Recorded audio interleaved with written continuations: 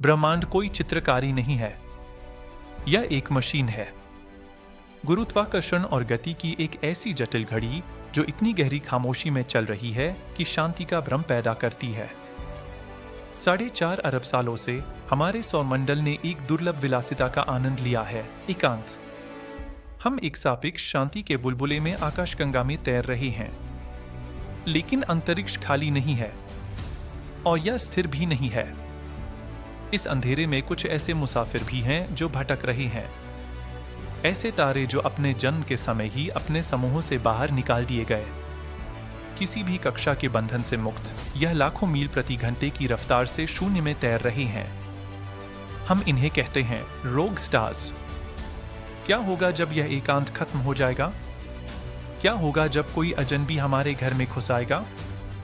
हमें तबाह करने के लिए इसका हमसे टकराना जरूरी नहीं है, इसका बस हमारे पास से गुजरना ही काफी है। इस आक्रमण की शुरुआत घुसपैठिए को नंगी आंखों से देखने से बहुत पहले ही हो जाती है। यह यहां से शुरू होता है, ऊट क्लाउड से। बर्फीले मलबे का एक गोलाकार कवच, हमारे सौरमंडल के निर्माण के जमे हुए अवशेष जो अंतरिक्ष में लगभग 1 प्रकाश वर्ष तक फैला हुआ है। गुरुत्वाकर्षण एक ऐसी अटूट शक्ति है जिसकी पहुंच अनंत है।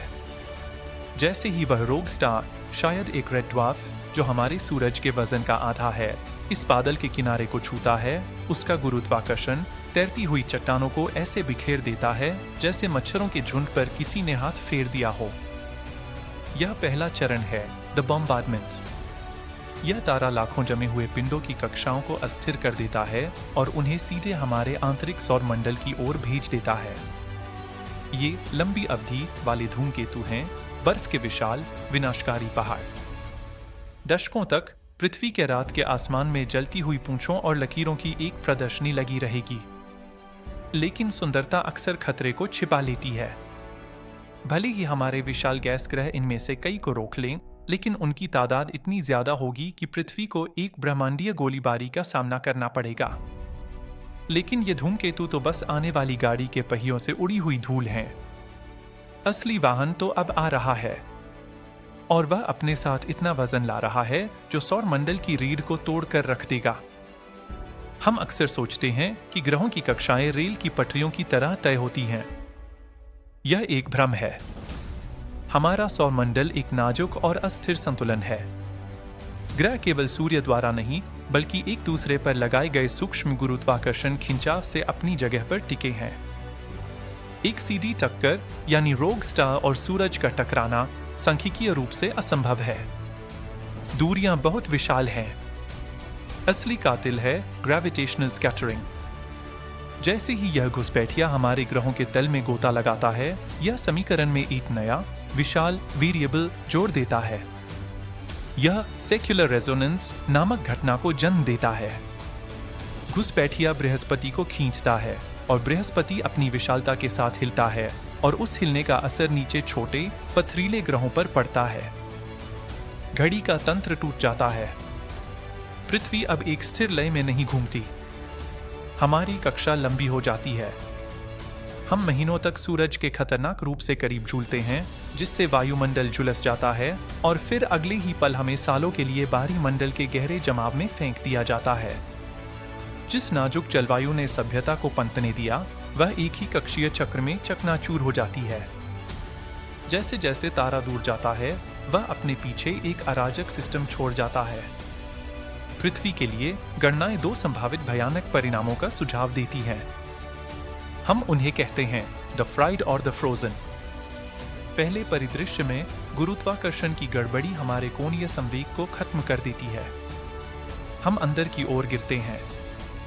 हर गुजरते साल के साथ सूरज आसमान में बड़ा होता जाता है। हम मौत के एक ज्वारीय चक्र में फंस जाते हैं। महासागर उबलने लगते हैं, वायुमंडल खत्म हो जाता है। पृथ्वी अपनी शुरुआती पिघली हुई अवस्था में लौट आती है। दूसरा और शायद अधिक डरावना परिदृश्य है निष्कासन। हमें विशाल ग्रहों के गुरुत्वाकर्षण द्वारा गुलेल की तरह सौर परिवार से पूरी तरह बाहर फेंक दिया जाता है। हम खुद एक रोग प्लैनेट बन जाएंगे, अनंत रात में भटकते हुए। सतह लगभग एब्सोल्यूट जीरो तक जम जाएगी। फिर भी गहराई में समुद्र तल के जियोथर्मल वेंट्स के पास जीवन शायद बचा रहे। ग्रह की बची हुई आंतरिक गर्मी के सहारे इस बात से अनजान कि उनके तारे ने उन्हें त्याग दिया है। यह सब किसी बुरे सपने जैसा लगता है, लेकिन यह आकाशगंगा प्राचीन है और ऐसी घटनाएं होती रहती हैं। हम एक तारे को जानते हैं, ग्लीस 710।